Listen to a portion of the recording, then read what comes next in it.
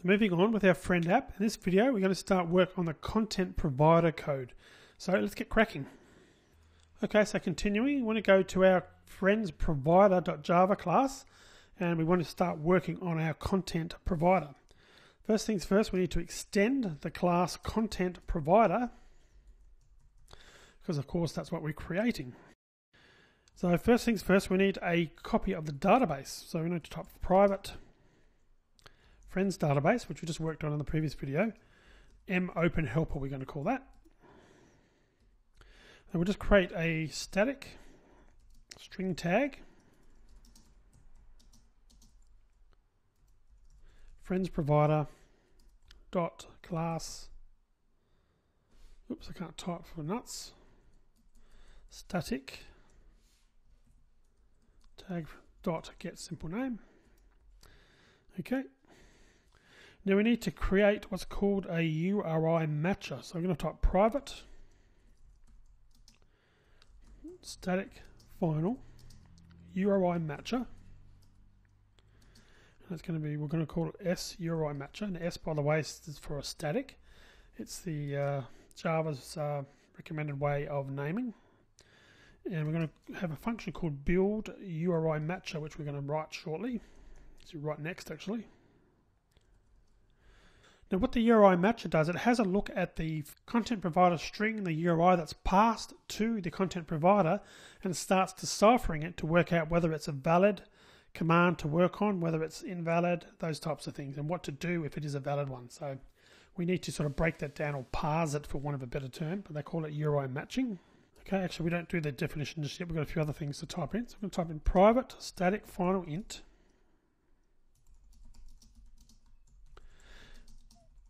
Now each one of these commands that are valid for this content provider needs to have a unique number. So it doesn't really matter what the numbers are, but I'm going to refer to friends as 100 and friends ID as 101. Now just for future reference, friends is working with all the friends in the table, and friends underscore ID is going to work on be working on a single one. But you'll understand that more once we get to that. Alright, so now we're at the stage of writing that method that we just talked about. So private static URI matcher, because that's what we want to return. We're going to call it build URI matcher, of course. So first we're going to type final URI matcher equals new URI matcher. We start off putting URI matcher no match. So we start off with basically it's a way to initialize the URI matcher.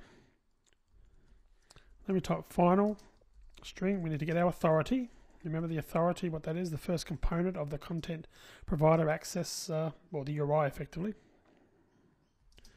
And that's in friends contract dot content authority. That's our basic content authority. Just to be clear, if we look at it, you can see it's just a basic name there, so there's no path or ID yet. Now what we need to do is we need to add the relevant processes that we can work on for this content provider. So we're going to type add URI authority. The first one is going to be friends, so that's our path, friends. And it's going to equate to friends, which is that integer we defined at the top. Again, it just has to be a unique number. So this is the path component. So effectively, what we're looking for, we're looking for a match. In this case, if we find something that, well, actually, what I'll type a bit more, then I'll show you what I mean. And the second one we want is we need the same thing, authority, but we want to work on the case where we want to work on a particular or one single record. It's friends /star, and that will be friends ID. So what this is a list of valid actions, valid matches, if you will, for our content provider. So in other words, what we're doing by only having two here and then returning matcher, what we're saying is that our content provider only has two particular options. One is to pass a path, the word friends, that means we're working on all the records, or if we want to pass a particular ID, we're going to put friends / then the star will represent the particular ID. So we're only doing, they're only two commands. If you had more commands or more tables, you'd be adding them all here into one big long list. and build up that list. But in this case, we've only literally got the 2 commands. And again, it'll make more sense once we move on a little bit further. Okay, I just missed that typo. I'll just fix that typo up. Extends it should have been, not extends. So next I want to start overriding some methods. We've got 2. We're going to override the delete database and on create. So I'm going to do my command N, Alt insert if you're on a PC, override methods. We've got a lot of methods here. I'm going to type click on create. Actually, I'll just do that one first. I'm going to select on create, press enter. And we're going to change the code.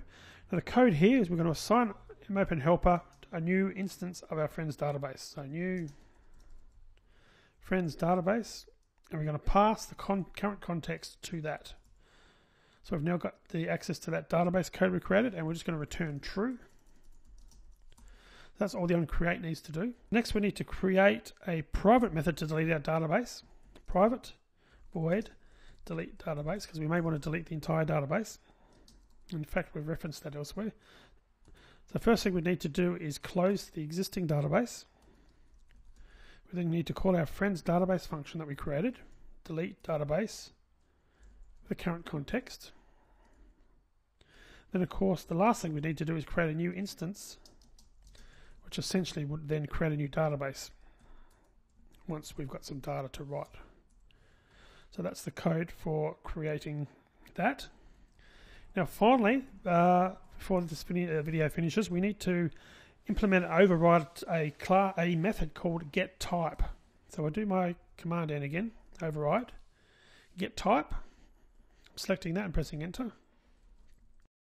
Now what this is a way that the calling process can sort of send a URI to see whether it's a valid command and to get something back from our content provider, just like a basic indication that yes, it's valid. And this we're going to set this one up to return just something basic if it's correct, and if it's wrong, we're going to actually throw an illegal argument exception. So to do that, we're going to type final int match equals s URI matcher. Remember the URI matcher we wrote above, match URI. So we're matching what has been passed to us from the other process, from the calling process. So then we're going to do a switch match. And now we need to go through all our commands that we support to see whether what's been passed to us is one of those. So did we receive the friends option? So we can type case friends. And just to make sure it's valid, we're going to type return friends contract I should say, dot friends dot content type. Okay, and then the next one would be case friends ID. And let's return for that, return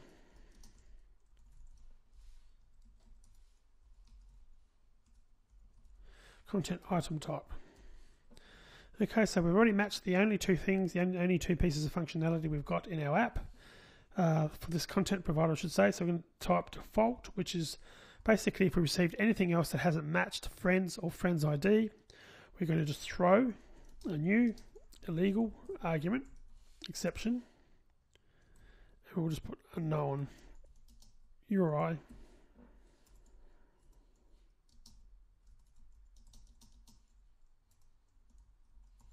And that's it. So that's really a list of our supported types. Okay, I'm going to finish the video here. In the next video, we're going to implement our query and our insert methods for our content provider.